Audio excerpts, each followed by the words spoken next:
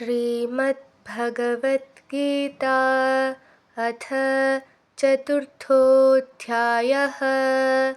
ज्ञानयोगः।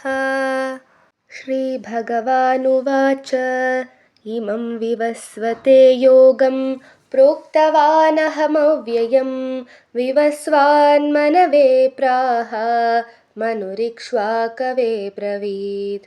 एवं परम्परा प्राप्तम् इमं राजर्षयो विदुः सकाले नेह महता योगो नष्टः परन्तप।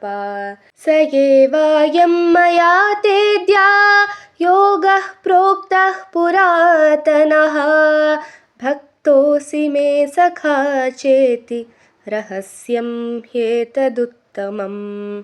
अर्जुन उवाच अपरं भवतो जन्म परं जन्म विवस्वतः कथमेतद्विजानीयाम् त्वमादौ प्रोक्तवानिति। श्रीभगवानुवाच बहूनि मे व्यतीतानि जन्मानि तव चार्जुन तान्यहं वेद सर्वाणि न त्वं वेत्थ परन्तप। अजोऽपि सन्नव्ययात्मा भूतानामीश्वरोऽपि सन् प्रकृतिं स्वामधिष्ठाय सम्भवाम्यात्ममायया। यदा यदा हि धर्मस्य ग्लानिर्भवति भारत अभ्युत्थानमधर्मस्य तदात्मानं सृजाम्यहं। परित्राणाय साधूनां विनाशाय च दुष्कृतां धर्मसंस्थापनार्थाय सम्भवामि युगे युगे। जन्म कर्म च मे दिव्यमेवं यो वेत्ति तत्त्वतः त्यक्त्वा देहं पुनर्जन्म नैति मामेति सोऽर्जुन।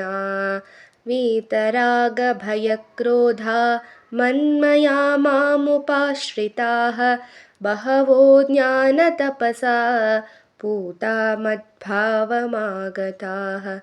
ये यथा मां प्रपद्यन्ते तांस्तथैव भजाम्यहं। मम वर्त्मानुवर्तन्ते मनुष्याः पार्थ सर्वशः। काङ्क्षन्तः कर्मणां सिद्धिं यजन्त इह देवताः क्षिप्रं हि मानुषे लोके सिद्धिर्भवति कर्मजा। चातुर्वर्ण्यं मया सृष्टं गुणकर्मविभागशः तस्य कर्तारमपि मां विद्यकर्तारमव्ययम्। न मां कर्माणि लिम्पन्ति न मे कर्मफले स्पृहा इति मां योऽभिजानाति कर्मभिर्न स बध्यते। एवं ज्ञात्वा कृतं कर्म पूर्वैरपि मुमुक्षुभिः कुरु कर्मैव तस्मात् त्वं पूर्वैः पूर्वतरं कृतं। किं कर्म किमकर्मेति कवयोऽप्यत्र मोहिताः तत्ते कर्म प्रवक्ष्यामि यज्ञात्वा मोक्ष्यसे शुभात्। कर्मणो ह्यपि बोद्धव्यं च विकर्मणः अकर्मणश्च बोद्धव्यं गहना कर्मणो गतिः। कर्मण्यकर्म यः पश्येदकर्मणि च कर्म यः स बुद्धिमान् मनुष्येषु स युक्तः कृत्स्नकर्मकृत्।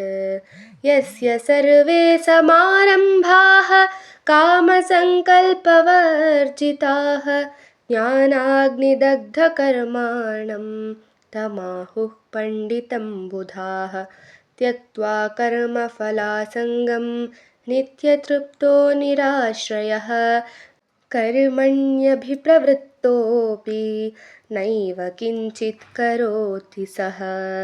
निराशीर्यतचित्तात्मा त्यक्तसर्वपरिग्रहः शारीरं केवलं कर्म कुर्वन्नाप्नोति किल्बिषम् यदृच्छालाभसन्तुष्टो द्वन्द्वातीतो विमत्सरः समः सिद्धावसिद्धौ च कृत्वापि न निबध्यते गतसङ्गस्य मुक्तस्य ज्ञानावस्थितचेतसः यज्ञायाचरतः कर्म समग्रं प्रविलीयते ब्रह्मार्पणं ब्रह्महवि ब्रह्माग्नौ ब्रह्मणाहुतं ब्रह्मैव तेन गन्तव्यं ब्रह्मकर्म समाधिना दैवमेवापरे यज्ञं योगिनः पर्युपासते ब्रह्माज्ञावपरे यज्ञं यज्ञेनैवोपजुह्वति श्रोत्रादीनीन्द्रियाण्यन्ये संयमाग्निषु जुह्वति शब्दादीन् विषयानन्या इन्द्रियाग्निषु जुह्वति सर्वाणीन्द्रियकर्माणि प्राणकर्माणि चापरे आत्मसंयमयोगाग्नौ जुह्वति ज्ञानदीपिते द्रव्ययज्ञास्तपोयज्ञा योगयज्ञास्तथा परे स्वाध्यायज्ञानयज्ञाश्च यतयः संशितव्रताः अपाने जुह्वति प्राणं प्राणे पानं तथा परे प्राणापानगतिरुत्वा प्राणायामपरायणाः अपरे नियताहाराः प्राणान् प्राणेषु जुह्वति सर्वेऽप्येते यज्ञविदो यज्ञक्षपितकल्मषाः यज्ञशिष्टामृतभुजो यान्ति ब्रह्म सनातनं नायं लोकोऽस्त्ययज्ञस्य कुतोऽन्य कुरु सत्तमा एवं बहुविधा यज्ञा वितता ब्रह्मणो मुखे कर्मजान् विद्धितान् सर्वानेवं ज्ञात्वा विमोक्ष्यसे श्रेयान् द्रव्यमयाद्यज्ञात् ज्ञानयज्ञः परन्तप सर्वं कर्माखिलं पार्थ ज्ञाने परिसमाप्यते तद्विद्धि प्रणिपातेन परिप्रश्नेन सेवया उपदेक्ष्यन्ति ते ज्ञानं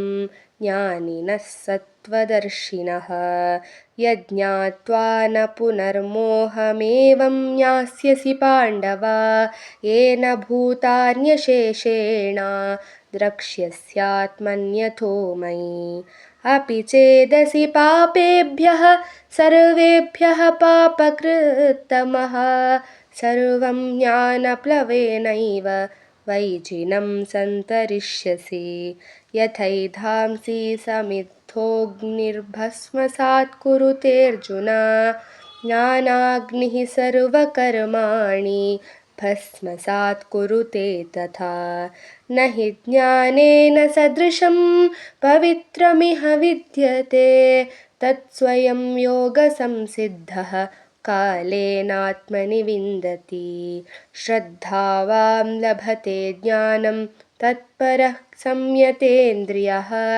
ज्ञानं लब्ध्वा परां शान्तिमचिरेणाधिगच्छति अज्ञश्चाश्रद्धधानश्च संशयात्मा विनश्यति नायं लोकोऽस्ति न परो न सुखं संशयात्मनः योगसंन्यस्तकर्माणां ज्ञानसंच्छिन्नसंशयम् आत्मवन्तं न कर्माणि निबध्नन्ति धनञ्जया तस्मादज्ञानसम्भूतं हृत्स्थं ज्ञानसिनात्मनः छित्त्वैनं संशयं योगमातिष्ठोत्तिष्ठ भारत इति श्रीमद्भगवद्गीतासूपनिषत्सु ब्रह्मविद्यायां योगशास्त्रे श्रीकृष्णार्जुनसंवादे ज्ञानयोगो नाम